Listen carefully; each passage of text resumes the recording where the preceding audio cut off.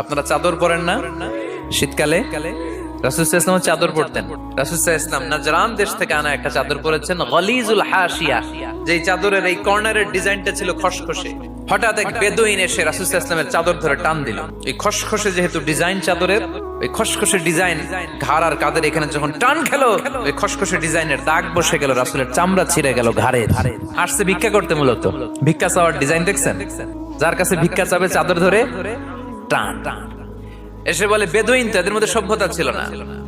ইয়া মুহাম্মদ, ও মুহাম্মদ, মুরলি মিন মালিল্লাহ, ও মুহাম্মদ, আমার খাওয়ার মতো টাকা নাই, তুমি আদেশ করো বাইতুল মাল থেকে যেন আমারে কিছু টাকা দেয়।